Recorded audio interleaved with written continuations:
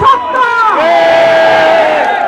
কিন্তু আমাদের বৃহত্তর সিলেটের কৃতি সন্তান বিএনপির সাবেক সাংগঠনিক সম্পাদক সাবেক এমপি জনাব ইলিয়াস আলীকে এখনো আমরা বের পাইনি।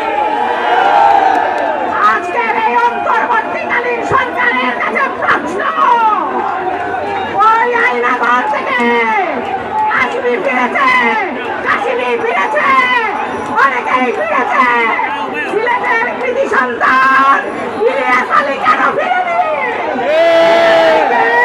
কোথায় রেখেছে? এই প্রশ্নের উত্তর বৃহত্তর সিলেটবাসী জানতে চায়।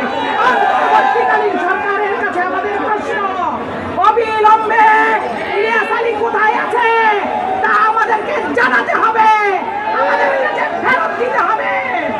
আমরা দেখেছি ওই ক্যান্টনমেন্টের ভিতরে আয়নাঘর তৈরি করেছিল খুনি হাসিনা, সেখানে মানুষকে রেখে নির্যাতন করেছে, হত্যা করেছে, খুন করেছে।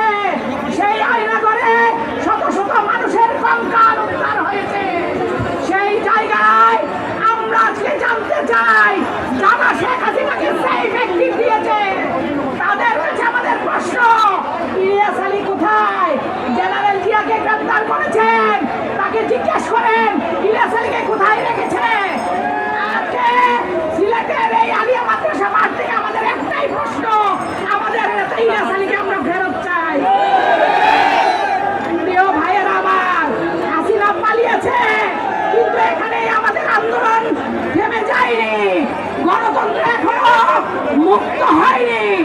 আমাদেরকে একটি সুষ্ঠু নির্বাচনের মাধ্যমে গণতন্ত্রকে মুক্ত করতে হবে। সেই আন্দোলনের কাফেলায় আমাদের নেতা বিএনপির ভারপ্রাপ্ত চেয়ারম্যান তারেক রহমানের নেতৃত্বে আপনারা সকলে অংশগ্রহণ করবেন এবং গণতন্ত্রকে মুক্ত করবেন। সবাই ভালো থাকবেন। বাংলাদেশ জিন্দাবাদ, বাংলাদেশ জাতীয়তাবাদী দল জিন্দাবাদ, শহীদ জিয়া অমর হোক, দেশ নেত্রী বেগম খালেদা জিয়া জিন্দাবাদ, তারুণ্যের প্রদীপ্ত অহংকার তারেক রহমান জিন্দাবাদ, জিন্দাবাদ, শহীদ জিয়া অমর হোক।